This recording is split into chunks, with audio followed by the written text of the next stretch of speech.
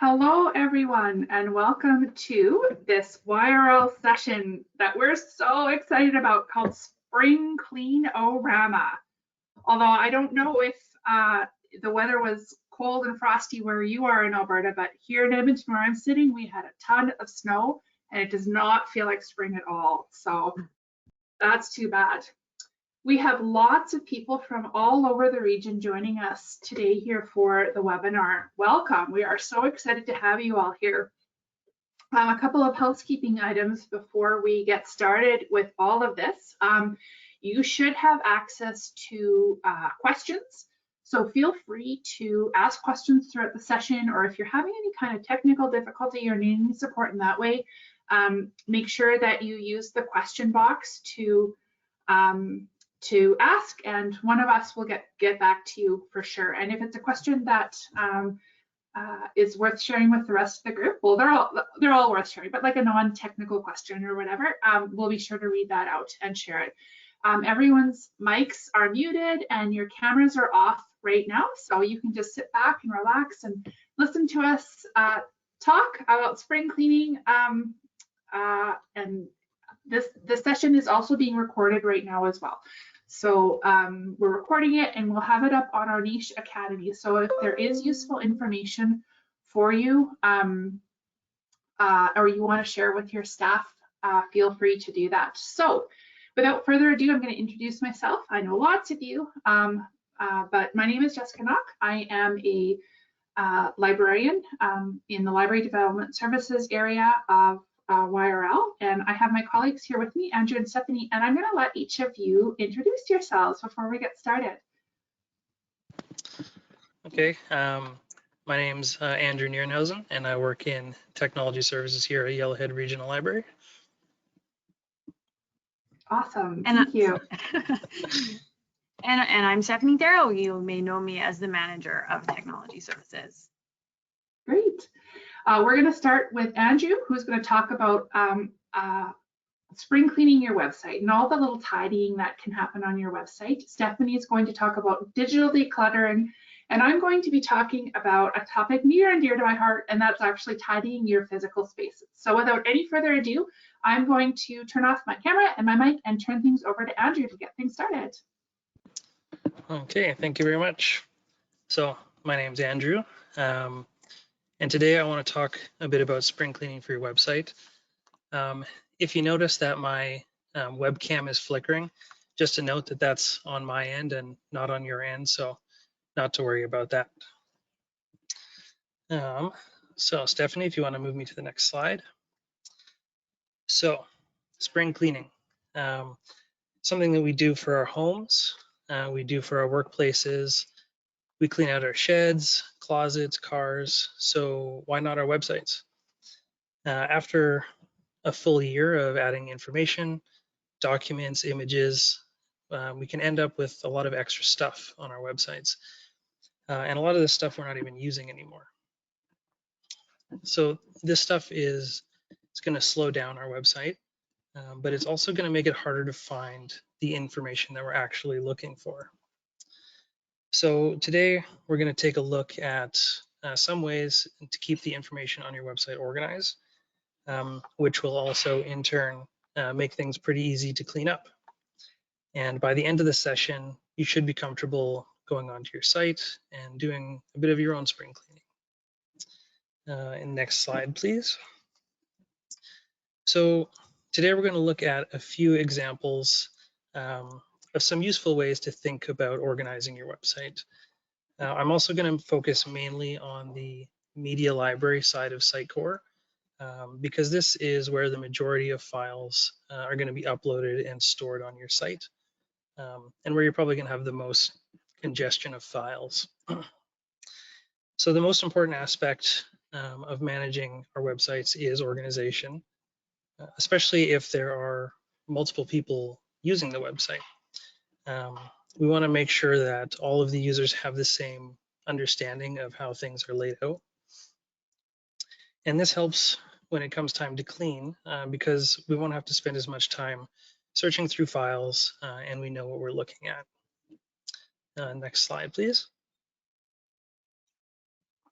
So there's two main points about organization that I want to cover today. And we're going to go through both of them in a bit more detail, but they are folder organization and naming conventions. So starting with folder organization, there's a lot of good ways that you can have your folders organized.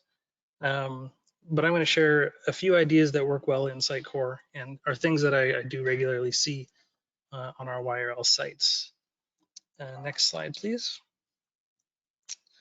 So the first thing that I would recommend would be to create a separate folder for images and documents.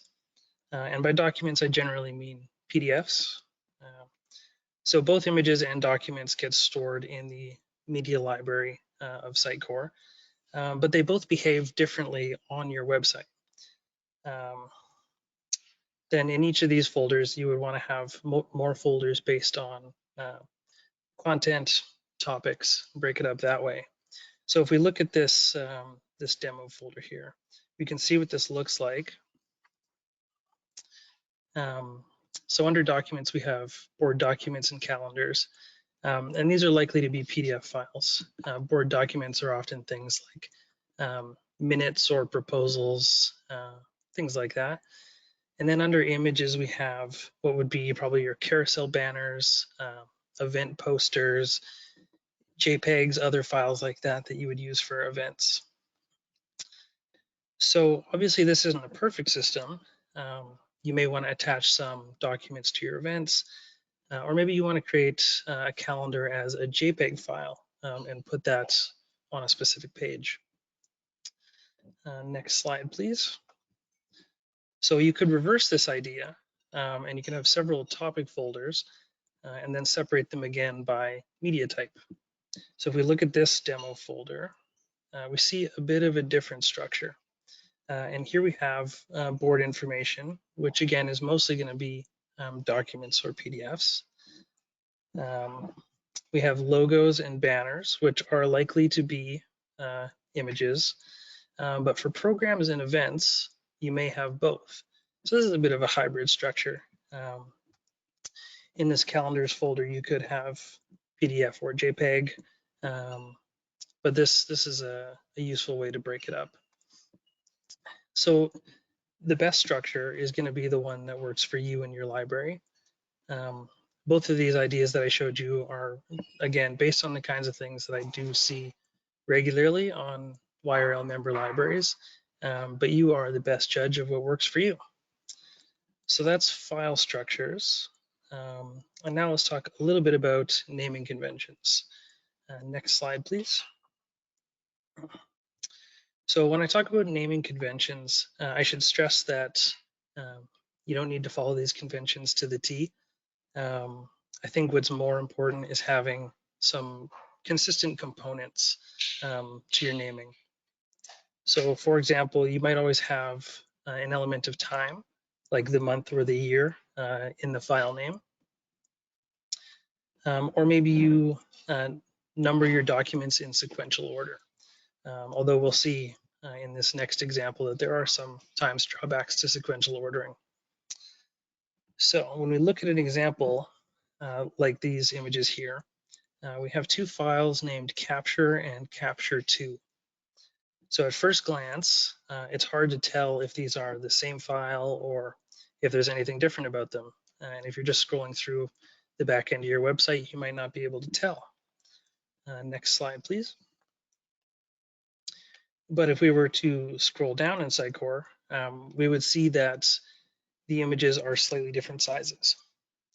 So this is going to be a little confusing if you want to use these images again.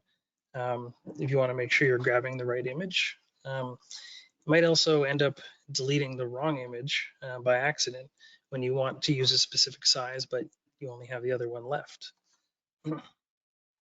So ideally, if you decided not to use one of the images, you would delete it right away, so there would be less clutter on your site.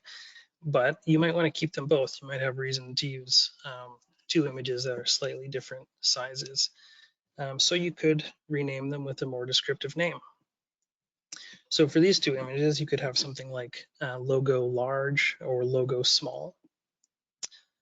or you could name them by their dimensions. This could be logo 86 by 143 and logo 101 by 170. Those are very precise names, and when you see that file name, you'll know exactly what you're looking at. So to rename these items, it's really easy. You just right-click and select rename. Simple as that. And a quick note here, unrelated to spring cleaning. This is just a reminder to avoid using dashes in any file names or page names in Sitecore. They will prevent the image or the page from being displayed. So if you upload a file with a dash in the name, which is really common if you get an image file from the internet or something, they might have a dash in the name. You just right-click to rename the file, remove the dash, republish it, and you're good to go. But we aren't talking about publishing in Sitecore. Next slide, please. So when we look at the images in this programs folder, we see something like July matinees. So this is this kind of programming image is really common, and so is the naming convention for it. If you're hosting a lot of programming, you might have a big folder full of images that look like this. You might have a folder that looks exactly like this. So you might want to add a year to differentiate the file name. Because in 3 or 4 years, are you going to remember which July this image was for? And maybe it's an event that you run every year, something like Summer Reading Club. So in that case, you could title this Annual July Matinee or something to that effect. You can also number sequentially. Like the examples that we see here, we have Draw Night 2 and Saturday Kids Program 2. So this doesn't tell you when they were uploaded.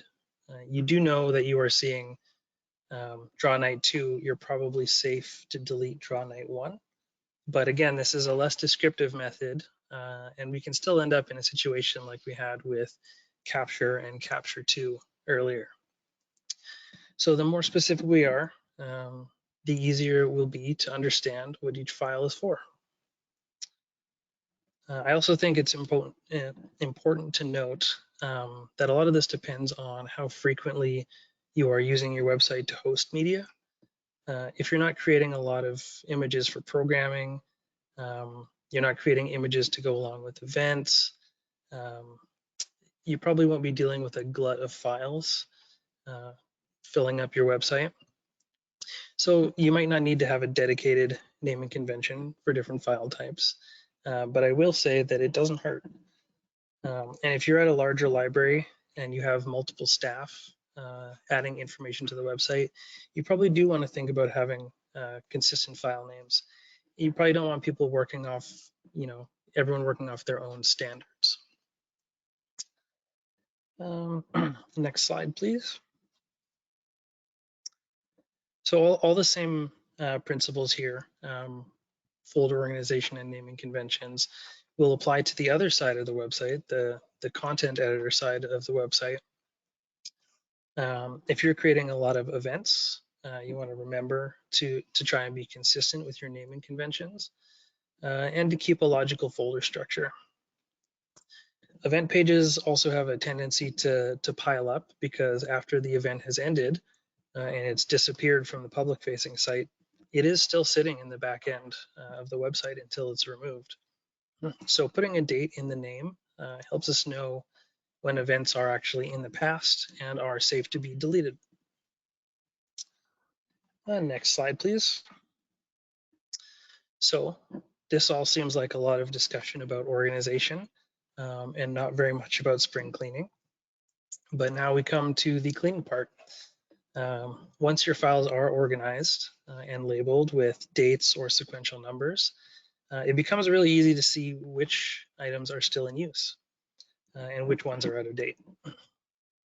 So if you decided to do a big spring cleaning, you could work through the files very quickly.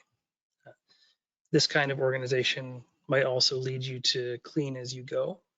So things never really get messy enough to require a full spring cleaning at the end of the year. And as they say, an ounce of prevention beats a pound of cure. So I hope this gets you thinking a bit about file structure and organization for your website. And I hope these tips could help with your spring cleaning. Thank you.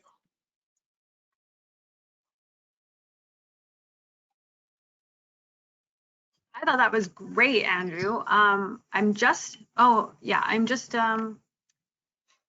pausing the slideshow here to open the floor if anybody did have any questions. Jessica, are you seeing any questions come in? Or if anybody wants to, vocally add those questions? Hello, no questions so far, but just a reminder to all of our participants that you are more than welcome to pop questions in at any time. I should have mentioned at the beginning, we are going to stop at the end of each one of our sections for questions or conversation or discussion. So do feel free to pop those into the question box if you have them. Nothing so far though, Andrew.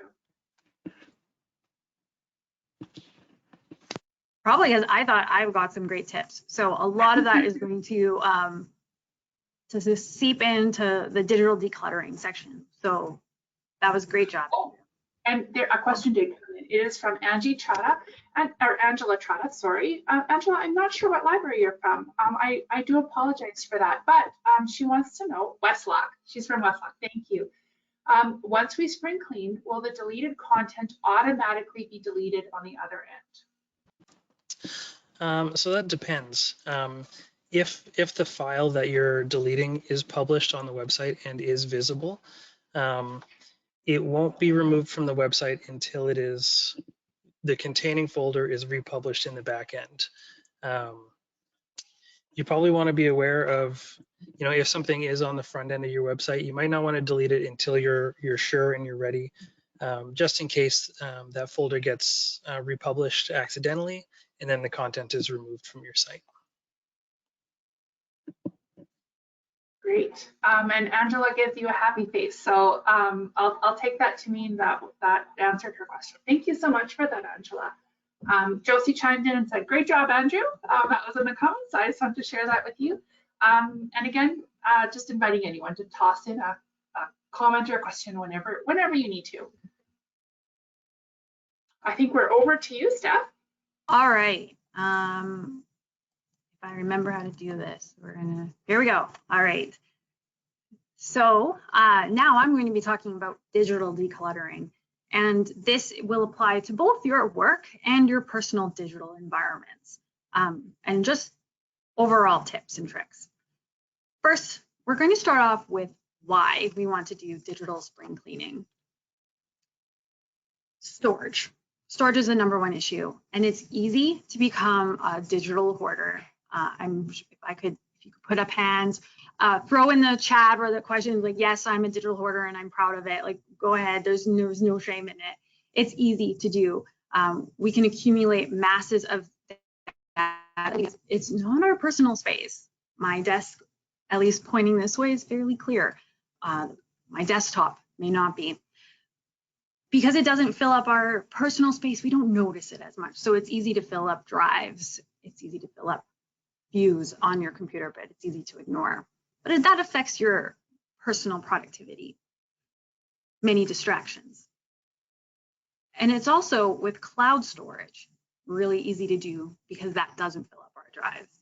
It fills up a drive living in a data center somewhere else. But that space is still space. There's also an environmental impact. And I'll talk a little bit more that when we get to emails, but keep in mind that files, where they live, servers, air conditioning, it all kind of impacts everything. And there's some great articles about the your carbon footprint of your digital carbon footprint. So very interesting things. So it does impact the environment. But then as you fill up your digital spaces, much like Andrew mentioned, it can affect performance. So this can affect performance of your computer, of your devices, whatever the case. And then lastly, the more stuff you accumulate, the more there is to lose, or worse, be a target. So just as we shred paper documents that we no longer need because we don't want someone looking at that sensitive information, we have to make sure our digital spaces are clean for that same reason. If someone were to access by whatever means, legitimately or not, you want to take that into consideration. What is on your computer? What can people use? So let's first start with Polaris. Now, YRL performs maintenance of items and patrons regularly, but there is a limit to what we purge. Now, for instance, we will delete items that are withdrawn and then purge them after 2 years. Magazines are done at 1-year intervals. Now, take some time to look at your collections to see your items that are in storage. Are they really in storage, or is that just kind of a holding place for items that you're not sure what to do with? As someone who has worked in a library, I have been guilty of that. What about mending? Do you have a pile of books, a box of books tucked away on a shelf that you're going to fix the spine? You know, you meant to a year ago or 2 or 3. So are they going to be repaired, or is it better just to thank them for their purpose and send them along to the recycling bin? Or give them to someone to mend? Look at your items in those categories. And then lost books. Lost books prevent us from doing patron purges. So consider looking at your collection at those items that do have a status of lost, and set a certain timeline and or value, and just kind of go in periodically and write them off and withdraw them. That's a organizational decision, but it does allow us to then, you know, clear out patrons. So the more records there are, not only does that take up space, but there is more data that is not necessarily needed in Polaris. So unless your library does your patron purging on their own, which we know that there are a number, we will purge patrons that are expired for more than 2 years, have less than $10 or less in fines, and have no lost items associated with it. So if there's still patrons lingering around that are, you know, 5 years expired, if not longer, but they have, you know, a $5 lost book attached to them, or they have $10.50 in fines. So we're able to help you identify those patrons. So with the parameters that you specify, in order, if you want to kind of do an amnesty and just wipe everything and purge those people, because are they coming back? Then lastly, you want to kind of look at your reports. Now, this isn't exactly in Polaris, but in your files, so a little bit of overlapping different areas. But when you save a report from reports and notices to your computer, it likely ends up in a folder in your documents folder called My Reports. Some experiences may differ, but they do save to your computer. Now, once you're done with the report, or you've run the wrong report, you've saved it and you've forgotten about it, clear those out, get rid of them. You're more than welcome to run them again if you months down the road need them again. So keeping in mind that files that you want to get rid of.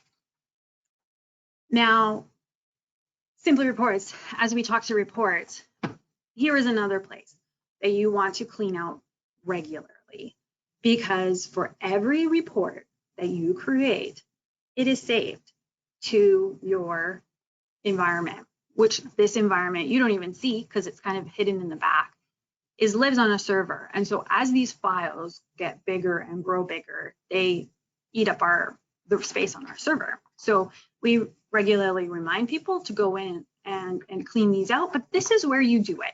So on the slide here, you'll see under My Reports, the My Reports tab, there's a file maintenance sub tab. And I've got a little snap of the different file types. So ad hoc reports, which is kind of the list here, of which there are a lot more because I also need to regularly delete these. This is a report that you create. You jump into Simply Reports, you throw in a couple of parameters, you click submit, you get the output, regardless of whether you download it in Excel or not, it stays here, it lives here. So it takes up space. As you can see, I've got a ginormous one. I've got little tiny ones. I was playing around doing some different holds lists, and they just add up. So I go in here regularly, select all, delete. You were likely never going to need to go in here. And if you do, you probably know which one you want to be saving. And if you do, you've probably saved it already. So If you need more help on saving reports so that you can run them again without needing to fiddle around with the settings, we're here to help. But there are some people who are like, oh, I'm not sure if I'm going to need it. And that's a perfectly normal reaction, but trust me, you're not going to need it. Well, okay. 9 times out of 10, you're not going to need them. The saved reports will show any files that have been run as a result of a saved report. So you may or may not have any in there.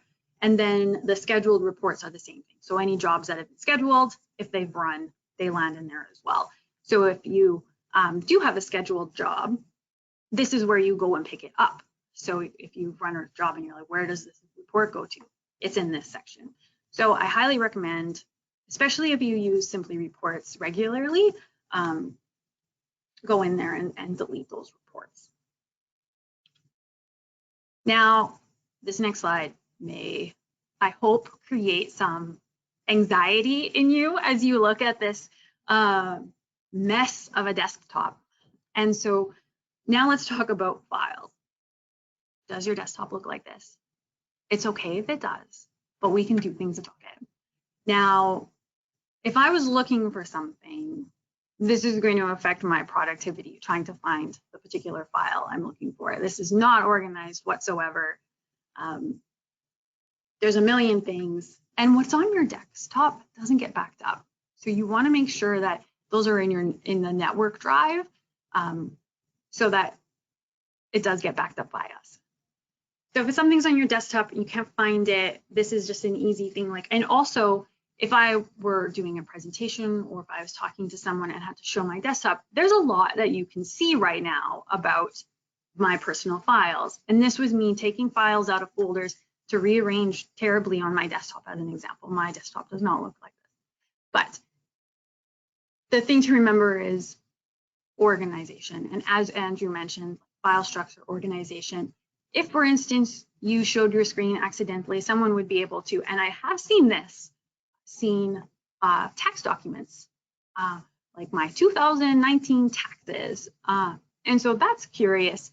If I were not a good person, I might kind of log that in my brain, because what's in tax documents?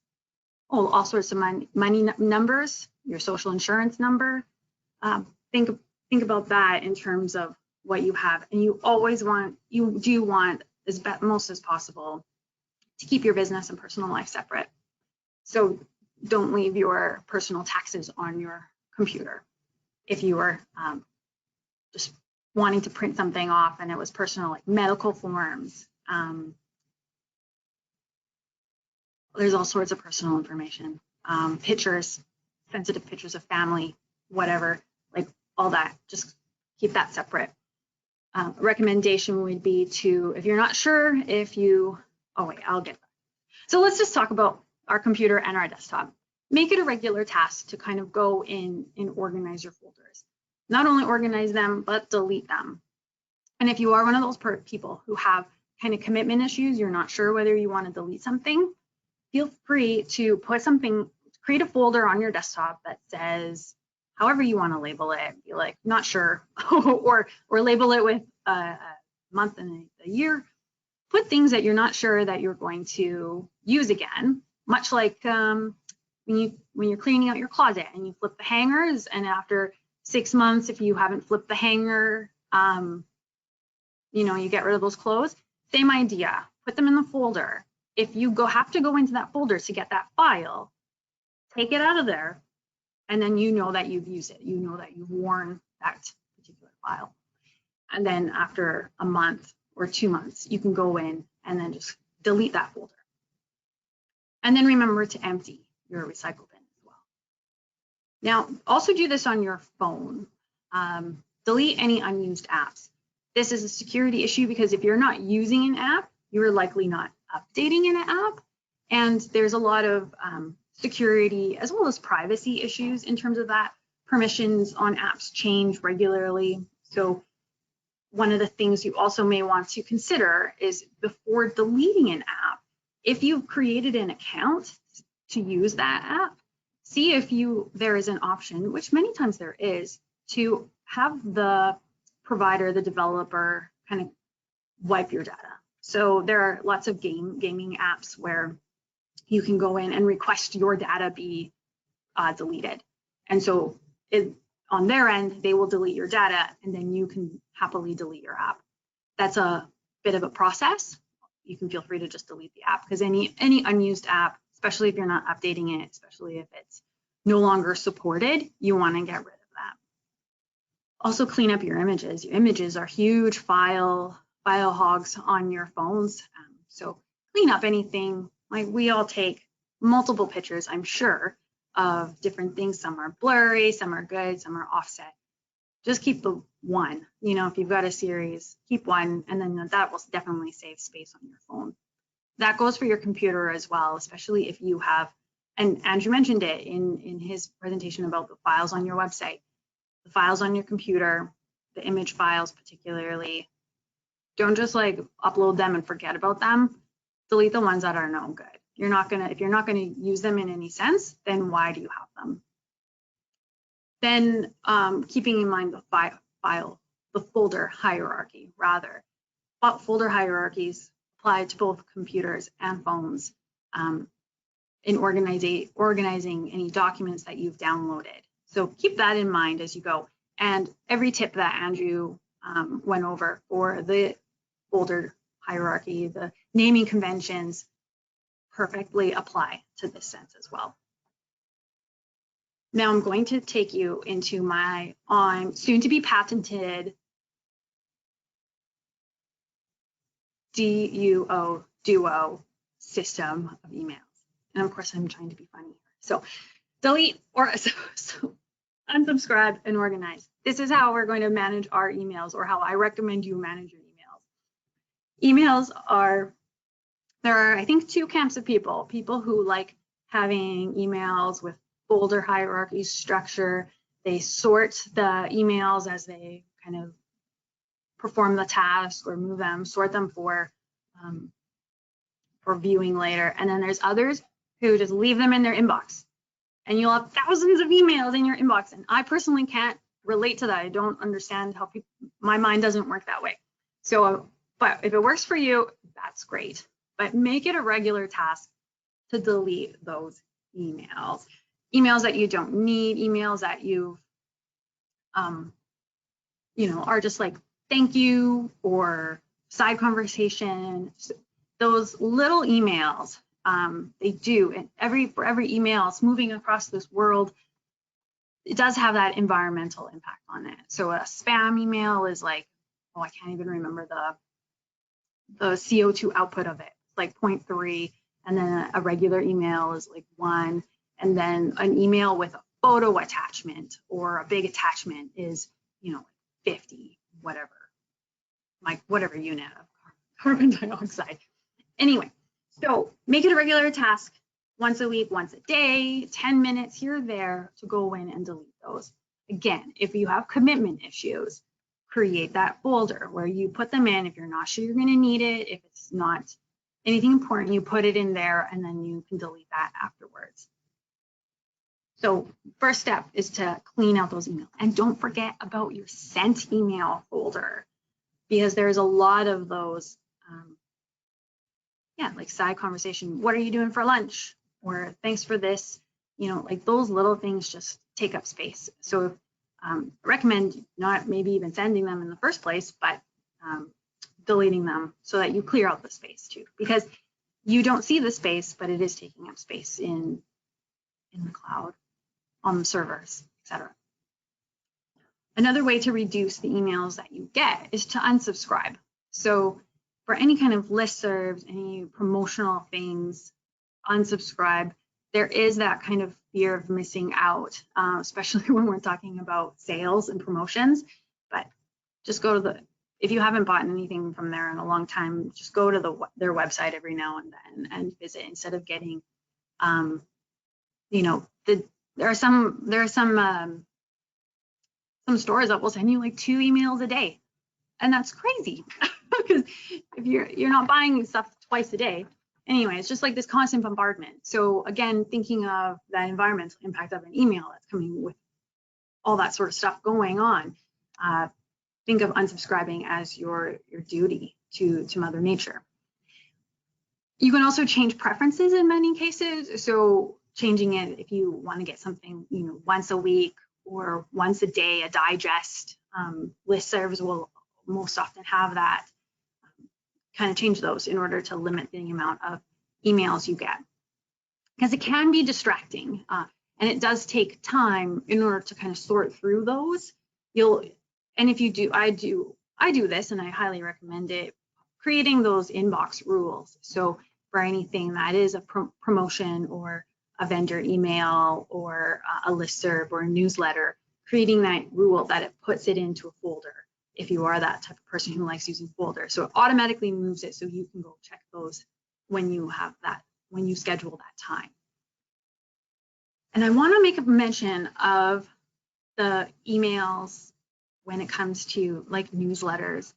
You may find yourself receiving newsletters or any kind of promotional thing where you're not sure how you signed up for this. Like, did I sign up for this? Like, where did I put my name in order for this to get to me? And I get quite a few of those, especially if you attended a conference or an event and you've agreed to share your email with vendors. You're going to be getting that, but do you know every vendor that was there?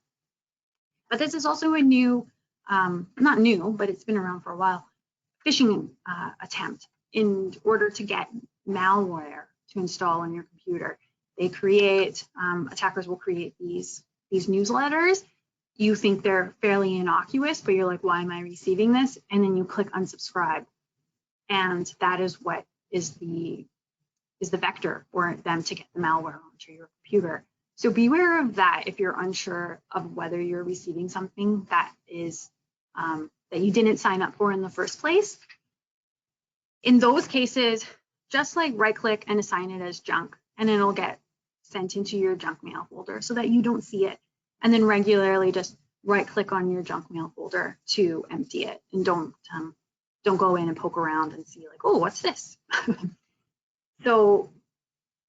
So we've deleted the emails, the bulk of stuff that we don't need. So we've unsubscribed or we've filtered our newsletters and those other kind of high frequency emails. Let's organize what we have left. Again, using Andrew's recommendations on the fire hierarchy is one of those things. Again, it is personal preference. I understand that. If you want to keep everything in your inbox, by all means, but you may like folders. Anyway, again, the lessons are still the main thing, like the keeping your, you can, whether you organize them chronologically by month or by topic, by project, however you choose, organizing your folders, sorting what's in your inbox definitely can improve your performance as well as your ability to find things quicker. And then one other last little note is in terms of that kind of environmental impact, as I mentioned, link to files instead of attaching them if you can. So in many cases, you'll have you have your OneDrive, or you can share it if you have like a Google Drive or Google Photos, however that goes.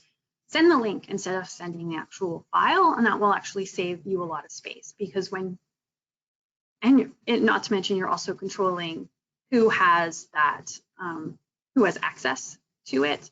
So there's also probably like multiple versions of things going around. So you may have sent me version 2, but the version 3 is out there. I don't have it. I'm working off version 2. But if we were just working off the same link, the same file, then that would be avoided. So keep that in mind as well. That also helps. So that kind of wraps up my section. It was a whirlwind through digital decluttering. At the end of the day, like, I like to visualize things. And when it comes to my digital environments, I like to visualize them as, if I have a 100-page PDF, or if I have a 10-page PDF or whatever, I try and visualize that like sitting in my area. And so keeping that in mind, I'm like, I don't need that, goes to the, or I can find that later somewhere else, goes to the. So cleaning it up certainly helps your life and can reduce a little bit of stress.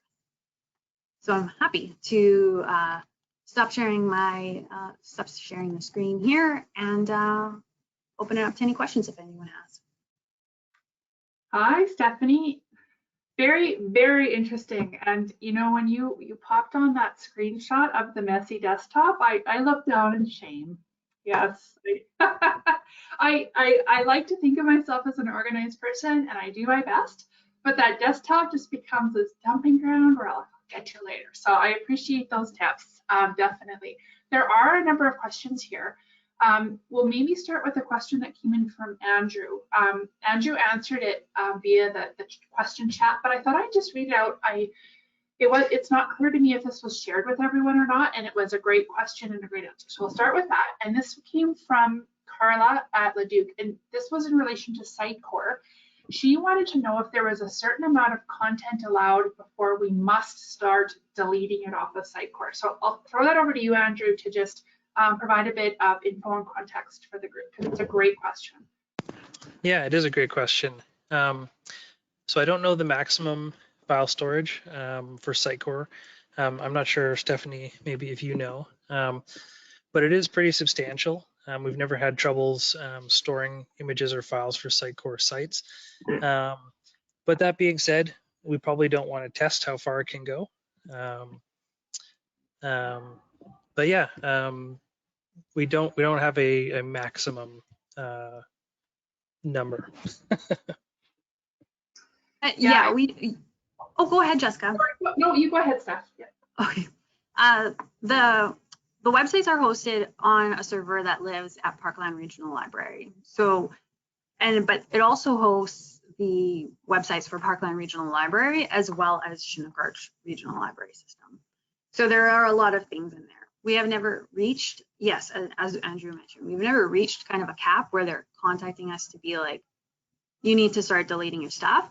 But I can say from experience with our previous websites, when we hosted them on our server, we did get to that point where where we had our server, they were saying like, you're reaching the capacity and it is affecting system performance. So it is just something good to keep up with so that you don't end up reaching that point. And even before you reach that point, it is something good to think about for your own site's performance. If your own site is carrying a lot of images, it may be slower as a result. Those are some great tips. Just keep it tidy with files that you only need for the moment on your website, and you're not going to go wrong. The next question was also from Carla, and it's for you. It's for you, Stephanie. The question is, with lost or damaged items on Polaris, are there reports that list the items and costs at purge time? Our auditors ask about this. Yes. So when we run the purges, when it comes to lost or damaged items, is that we don't purge anything that is lost or damaged. If anything, it's moving into a different status. So when it's withdrawn, so if you've lost something, if something has been lost and it's been resolved, so someone's paid for it and then it gets withdrawn, we will delete it. But at that point, it doesn't have a lost status. If, for instance, you want to delete lost items, we can certainly recommend some lists that have that and reports that have that information all there. I hope that answers your question. Yeah, and I think that's a great question because our collection is, it's something that we own and that has a monetary value attached to it. So it makes sense to want to have those kinds of reports before things are finally purged from the system. Another comment just came in. Oh, and it was from Josie. She said, great job, Steph. Good points about the desktop. I feel like my best cleanup is when I have to do a webinar and share my screen. I always clean up my desktop then. I love it. That is so true, right? I've cheated on that though, Josie. I have two screens in front of me right now. One is my laptop and it's not pretty. I'm embarrassed by it. And then the other I keep perfectly clean with a beautiful screensaver of a Jamaican beach or whatever, and that's usually what people get to see when I have to do a webinar. So, but those dirty little secrets that we get to hide when we are presenting virtually. That's very funny. Are there any more questions for Stephanie or for Andrew before we move on? We'll just give the audience here a couple of more seconds to type things in. And of course, if you don't have a question right now, no problem. Just type them in as we're speaking, and we'll monitor them and do our best to answer them, but also answer them live at the end of each section. So maybe we'll just jump into the last section here. So Steph, I'll get you to bring up that first slide. All right. So I want to preface some of what I'm going to say with a few comments before I get going here. The life-changing magic of spring cleaning your library spaces. So some of you may have been in my live pre-COVID workshop of the life-changing magic of tidying up your library shelves. So some of that content has been reused here with a bit more commentary. I also want to preface all of this by saying I am going to be showing you some photos and dissecting them. None of these photos are from YRL library. So rest assured, I don't ever want to, make anyone feel as though I'm calling their library out. All of your libraries are lovely and beautiful. So I had to scroll the internet for examples of some of the things that I wanted to talk about. So I did want to say that there. And I also want to preface this by saying I come at tidying library spaces from a very specific aesthetic. So aside from my desktop, I'm a minimalist by nature. I've managed libraries and like to keep my libraries quite minimal. So that personal preference is going to come out in my comments for sure, and you can take that with a grain of salt. I do completely understand that libraries have varying degrees of storage space that's available to them, and politics around what needs to be kept and for how long. And I'm not just talking about collections, right? So we'll talk about a few examples of that in a few minutes. So I wanted to preface all of that by saying, take lots of my comments with a grain of salt, and do know that I understand the limitations that many of you have in terms of the size and the space available to you in your libraries. One last thing, I also come at this from an eye of being a professional organizer. So one of my little side gigs is helping people organize their personal spaces. So when I look at library spaces, I definitely take that training and that experience into account. So wanted to talk about all of that before we hop into the next slide. I'll get you to put that on, Steph. Awesome. Okay. So I want to just talk about some of the big areas that we need to think about when we are spring cleaning the physical space of our libraries. And the biggest and the most obvious one, and the one that I know all of you think about because you talk to us about it, is your collection and weeding your collection. So I think it goes without saying that weeding your collection shouldn't just be a spring cleaning project, but of course I wanted to talk about it here. Ideally, you're weeding your full collection every 3 years. Depending on the size of your collection, doing a great big weed is not feasible, right? You might have a big enough collection that you need to work at it over the course of the 3 years, doing it section by section, area by area, so that over the course of that 3 years, you have weeded your full library. So along with weeding can come some really great spring cleaning opportunities. Shelving and blocking, which I'm blocking and displays, sorry, that I'm going to talk about in just a minute, but also the opportunity to actually dust and clean your shelves. As you know, they can get really grubby. So weeding is a good opportunity to maybe do a little bit of that kind of work as well. And after weeding, then of course, it's a great opportunity to conduct inventory of your collection. So I think of those two activities together. You weed, you get rid of your dated or unused materials, and then you take an inventory of your collection to make sure that what's on your shelves actually matches what you're telling customers that you have in your catalog. So along with the weeding and the inventory is the shelf reading that needs to happen on a regular basis in order to maintain the materials on your shelf and maintain the order of the materials on your shelf. Shelf reading, again, depending on the size of the library, can be conducted in, by a variety of different people in a variety of different ways.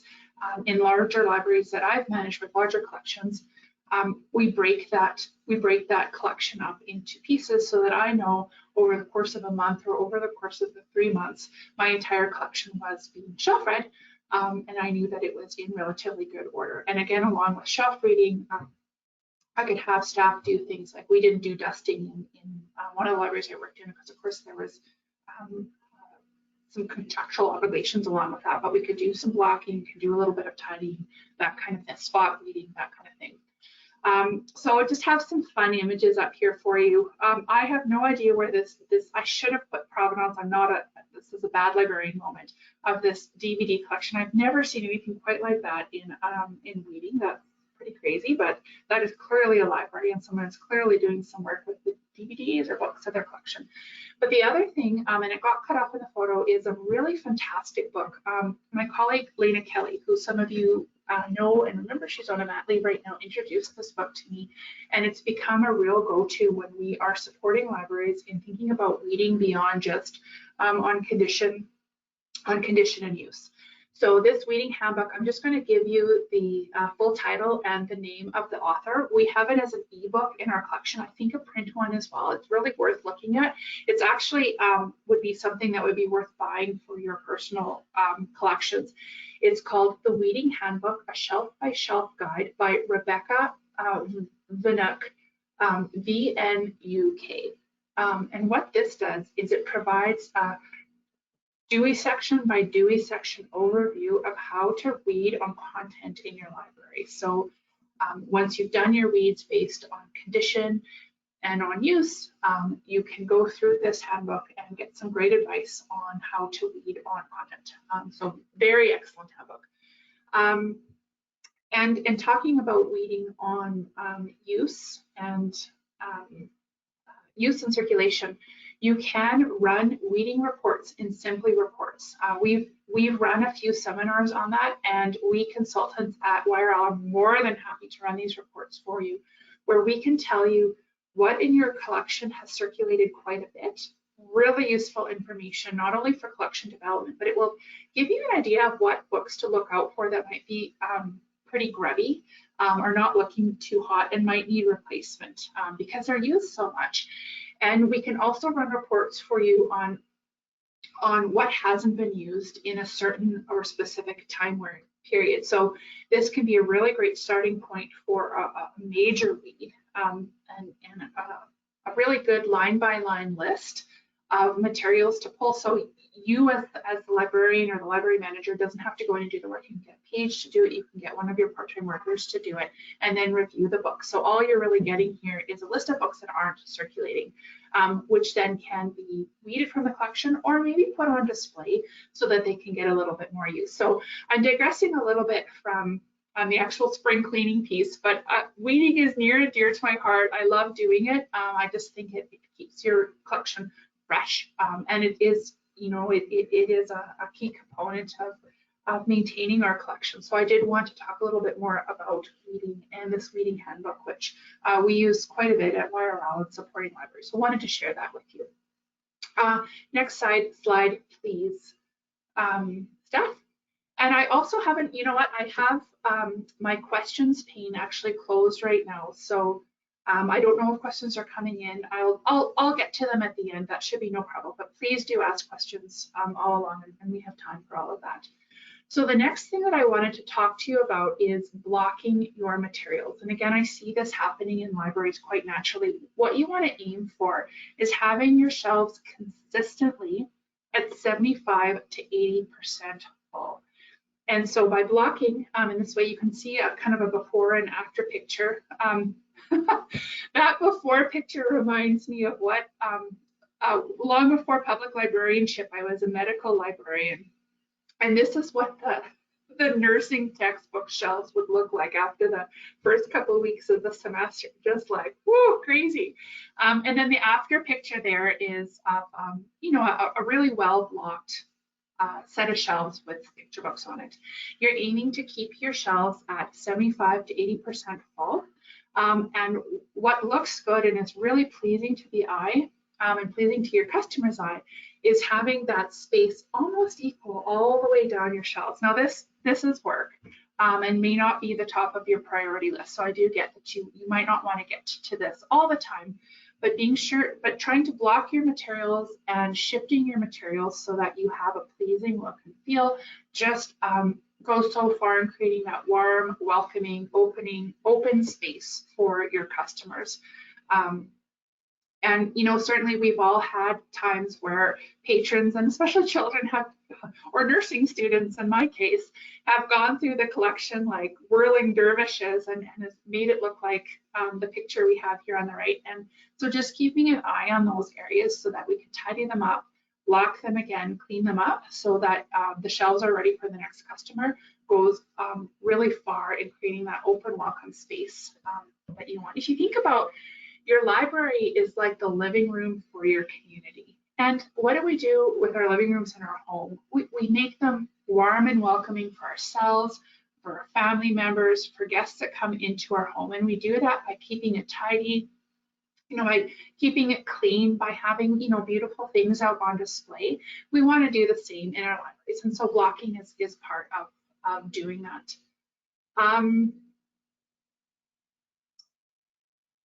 Looking at my notes here, I think I'll come to this point here in a few minutes. If you can go to the next slide, that would be fantastic. So the next thing that I wanted to point out and talk to you about in your spring cleaning journey is assessing your customer service spaces with a careful eye. Customer service desks, and again, I'm guilty of this. I've worked at various customer service desks over my career in libraries. They are the worst for collecting clutter. We have pamphlets that we want our customers to have. We have notices. We have bookmarks sometimes that we want to give away. And all of a sudden, our desk space becomes a cluttered filing cabinet. So just like those, you know, those crazy filled up screens that Steph showed us in the previous section, our customer service desk can look the same. And it's easy for us to turn a blind eye to it because we become so used to it. So one of the most beneficial things is having a third party maybe come in and assess your customer service spaces with a fresh eye to see where the clutter might be. So, you know, as I was Googling and looking for some images to look for this, I did see some customer service desks that were completely sparse with nothing on them. And I don't think that's realistic either, right? There are just things that we need to have out for our customers or signage that we have to have. So I think this picture that's on my left is a really good example of a happy medium where you can see there's a beautiful little section cut out in the front, custom made for pamphlets, which I really like. Certainly not attainable by most libraries, right? That's a custom piece of millwork there, but having a special place for all of our pamphlets so that they're organized and well maintained, whether it's at your desk or somewhere else in your library, it's great. The equipment there and all tidy. And the other thing I like about this picture is at the back, all of their, I guess, reference material or that kind of thing is just neatly shelved, it's tidied, it's blocked in a way, and it just looks like a desk that I want to walk up to. Whereas the photo that's on my right of the screen, you can see that it's quite cluttered, covered in signs. This I pulled right from the main page of a public library in the States. I didn't want to incriminate that library and put the name of it there, but this is the public image. This is the image they're putting out to the public who are either visiting them virtually or visiting them, and it's cluttered. And then you look at the shelves behind. You can see that there's a little bit of display. You can see some photos. You can see that they're using it for storage. And all that's fine. There's lots of things that we have to store at our customer service or reference desks, but taking a few minutes to make sure that it looks neat and tidy is really important in terms of creating that warm, open, welcome space that we want our customers to have and feel, I guess, when they walk into our library. One of the things that I would say about shelves behind desks is we have to be really careful that they don't become too cluttered. In our digital world, it's easier and easier for us to not have to rely on print materials, so print reference materials. These used to be places where we would store subject heading guides back in the day when we had to look up our subject headings in print. So our dictionaries, our encyclopedias, other reference materials. We need these sorts of items less and less because we have access to them digitally through our databases that we subscribe to. And so think about what you really need behind that desk and think about how you might be able to turn some of that space into display to interest your customers. So I promised I wouldn't name names, but I did walk one of the last libraries that I was able to visit in person in YRL, made use of their shelves behind their desk to display some antique textbooks that I think that come from maybe a local school or something. And I just thought it was a really interesting and beautiful use of the space because it was local ephemera, it inspired conversation by the customers, and it filled out that space in a really tidy and decorative way. So think about those shelves behind your desk and what they're saying to your customers when you walk in. All right, next slide, please, Stephanie. And we're going to talk here a little bit about displaying materials. This is something a little bit different than blocking. Blocking is just making sure that your books are straight and tidy on the shelf and that you have some even lines. But sometimes you don't have enough books or you have too many books to block appropriately. And so again, I see this in really excellent displays in lots of libraries, that idea of turning books forward to fill up shelf space, maybe after you've done a weed or lots of materials are out. You can overdo it, definitely. You don't want to fill up all of your spaces. It's really nice for your customers and for you and your staff to have some clean open spaces to rest your eyes on, right? So if you look at that photo on my left, they've done a really good job of facing some picture books forward, but what I'm really grateful about is that it doesn't look as though that they've covered the top of that shelf with picture books as well. It can look really cluttered, and more importantly, what covering the tops of those shelves can do in some libraries, not all, is it can mar your lines of vision across the library, and it can, it's a security issue when you can no longer see right across the library. So think about, yes, you want to put your books on display and face them forward to interest your customers, but don't overdo it. And then in the example on the right here, this is an example of a library that has had multiple copies of one book, and they need to get those things circulated. And what they've done is they've taken those multiple copies and they've faced a series of them forward so that customers can see them, they can grab them, they can get those extra copies of the title circulating again and off the shelf so that they're not taking up too much space. So just thinking about on your shelves and blocking first and then display, because there's some really creative things that you can do there. If you go to the next slide, Steph. All right. The next bugaboo for so many libraries is what to do about book sale materials. This is really tricky. It can be a headache for so many of you, especially in spaces that don't have a lot of storage. But here's the catch. Book sales are huge money makers. So huge money makers and just a wonderful way to get rid of materials that you maybe weeded from your collection that are no longer useful or relevant to your collection, but still may be of interest to others, as well as all of those donations. So a couple of thoughts here with book sale materials. And again, this is where you need to take things with sort of a grain of salt and think about your own situation and the space that you actually have. I do get that. Lots of libraries just don't have a lot of place to store these, but consider not having an ongoing book sale in your library. And so by that, I mean having a space dedicated solely to book sale materials 365 days a year. Having that can do a couple of things. Your customers will start overlooking it, except those are like keen ones, I suppose. They can start overlooking it and forgetting about that it's there, so you're not generating anticipation or excitement for the book sale. It's just always there. And it could be taking up space that would be better used for customer use, whether it's displaying of your own library collection or even more importantly, space for your customers to relax and sit, a table, a chair, that kind of thing. So if you have a space to store your book sale materials off the floor, I highly recommend it. And that way you can build up at the anticipation for your book sale 4 or 6 times a year. And when you bring those things out, you're making a ton of cash.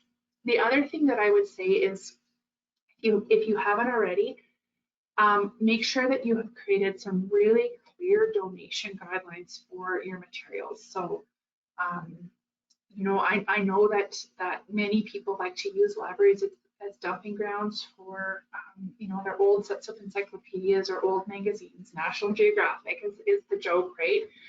But consider making your expectations around donations really clear so that you and your staff can refuse things that don't meet that criteria and that you know aren't going to sell and make you money, which is the ultimate goal of a book sale, right? So for those of you who don't have the storage space to store your book sale materials off the main or public floor, out of the public spaces, talk to your board or ask around town. There might be storage opportunities or spaces elsewhere that you can, you know, that you can find to store the boxes of your goodies so that when it comes time for the book sale, you can have your friends or your volunteers pull those things out and put book sales up. And you're not taking up valuable floor space 365 days a year for your book sales. All right, next slide, Steph. Signage and wayfinding.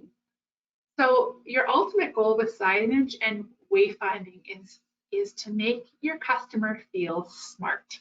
You want your customer to be able to navigate their way through your space and through the collection with minimal kind of interaction from you or your staff. It's going to make them feel good about how they use the library. It's going to and it's going to just reduce hopefully reduce a lot of those directional questions that you may not have time. So the sample on my left-hand side of the screen with the Dewey numbers is a favorite photo of mine. And again, I see these in lots of the YRL libraries that I visit, and these are just simply paper holders that have been adhered to the edge of the shelf so that you can put in your Dewey numbers that are down the shelf. And the reason that you don't have those as kind of permanent fixtures there with permanent marking is so that when you do shift your collection or you do a little bit of blocking, it's very simple and easy for your staff to use a template to print off new Dewey numbers so that you can direct, so that you have an accurate overview of what's actually down that shelf. The sample on the right is an example of maybe what not to do in a library, and that's just put posters here, there, and everywhere. We think we're doing a favor to our customers by putting up information about activities that you're doing in your community in places like this. So sides of shelves I see and fronts of reference desks I see, but what you're really doing is adding to the visual clutter. So one of the things you could consider, because I'm not saying that these things are not necessary or needed, they are, right? We all love going to the community bulletin board at our local grocery store or even in the library. But consider just that, a community bulletin board where you can display information like this all in one place so that people can see it, you know, go through all of the information and it's all in one place instead of scattered throughout the library. So just something to think about in terms of, you know, that not adding to the visual clutter with too many posters, and not just posters of community events, but also posters of new books that are coming out or some of those freebies that we get from publishers. They're beautiful. Believe me, I've seen them. Some of them are just beautiful when you open up those packages from the publishers, but you get too many of them on your wall and it just becomes overwhelming to your customers. Next slide, please, Steph.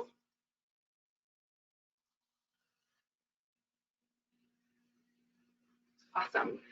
So the next thing that I want to talk to you about is displaying decor in your library. So I touched on this really briefly. We can go really overboard with the amount of decor in our library. There's so many beautiful things that either get given to us or that we've collected over the years, And there's just like decluttering or discarding things in our home, there's that guilt factor that's associated with decluttering decor items in the library as well. I'll give you a really good example. Prior to public libraries, I mentioned I worked at MacEwan University. And every year at MacEwan University, we celebrate MacEwan Day. And I think it might be on Grant MacEwan's birthday, but we celebrate our namesake. And at the MacEwan Library, at some point, some staff member in the mid 80s made a life-size paper mache doll of Grant MacEwan. Let me tell you, by the time I came to that library in the early 2000s, that thing was dusty and stinky and ripped up, and nobody wanted to discard it because someone had made it with love and donated it to the library.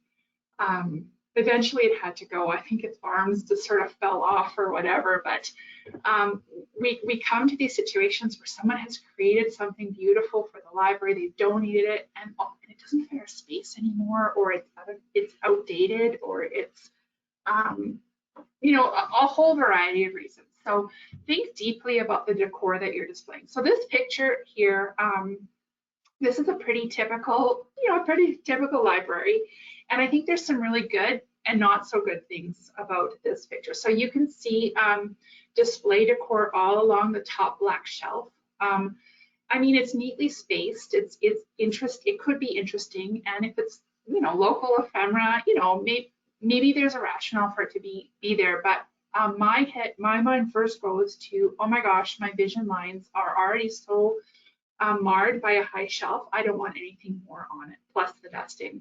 But what I do like are the use of the bins at the bottom, and I see this a lot in libraries to hold things like board books or easy readers. The matching bins with the matching colors just is so pleasing to the eye. And you can see what they've done here is they've matched the color of the bins to the color of the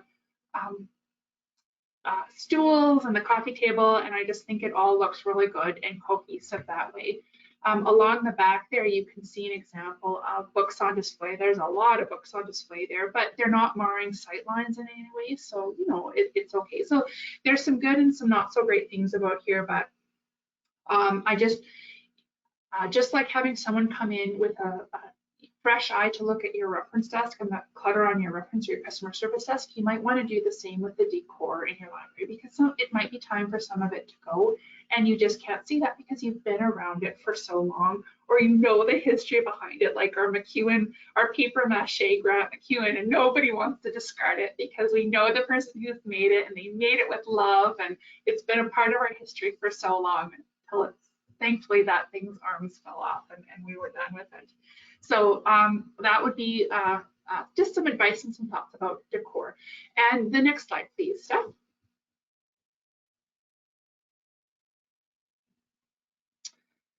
So the last thing that I want to talk to you about is, I use the heading here of movement and flexibility. But what I think I'm getting at here is something a little bit deeper in that. When you are able to weed your collection, remove a lot of extra items that are no longer needed, you all of a sudden have all of this open space that you can use for programming and for customers to relax and just use the space and be in the space. And these were some wonderful before and after pictures that I found in some articles on decluttering libraries.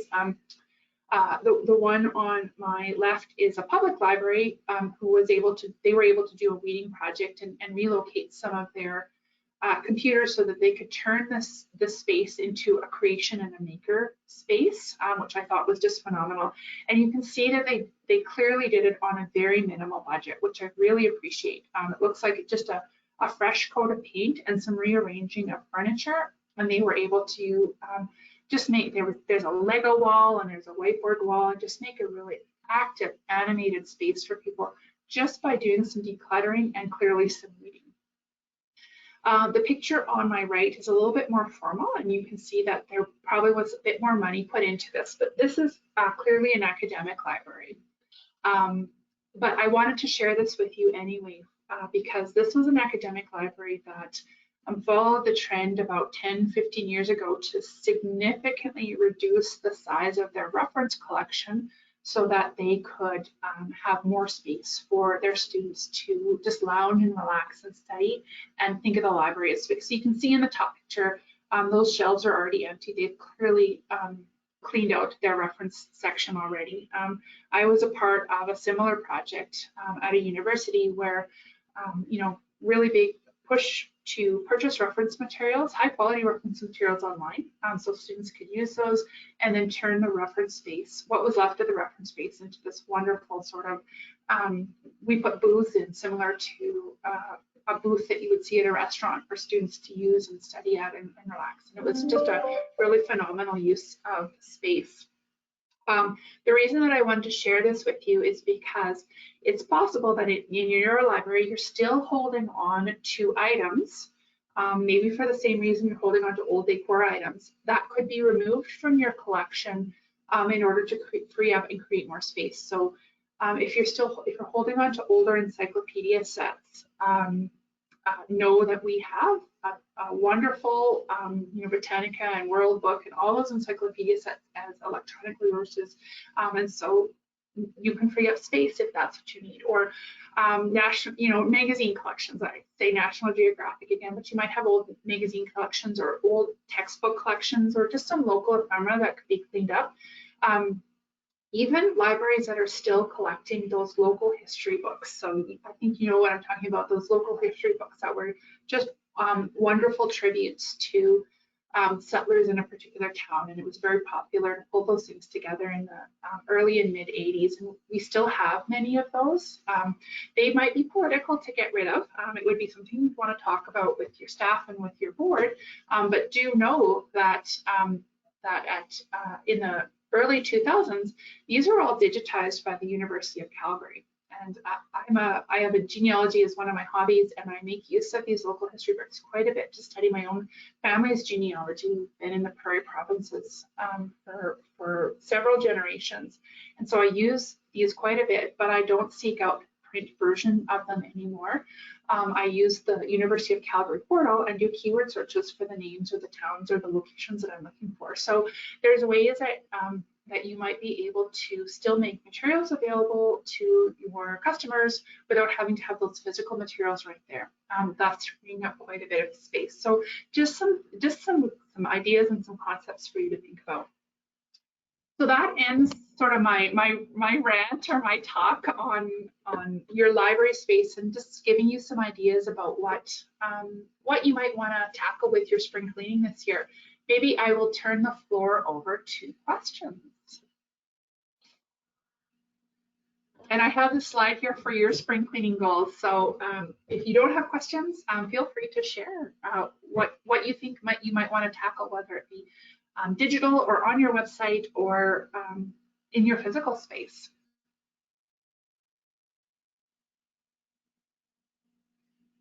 I don't see any questions.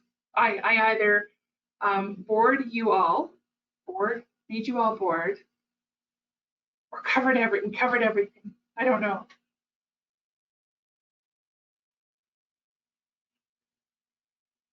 I'm watching the questions here with bated breath, you guys. Someone needs to throw something to me. Oh, thank you, Angela. You did amazing coverage of all the items. Well, we appreciate that, Angela. Yes, it's coverage, and it's also, it's inspiration, right? We all have our own priorities for what we need to maintain and clean up in our libraries, and our own schedules for it too. So hopefully we just gave you some fresh ideas for how to approach the maintenance piece of the work that we do every day. So thank you for that comment, Angela. And Patty, Patty, I know you and I can see your face. You're at Hinton, right? It was just perfect. We're actually actively doing some of these things now. Patty, I'm curious, what is it that you guys are working on there?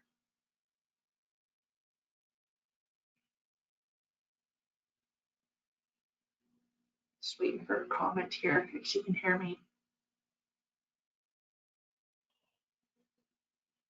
Oh, weeding and blocking and cleaning. Yeah, feels good to do some of that stuff, and it feels good. Oh, Beaumont, Patty, of course. I do apologize.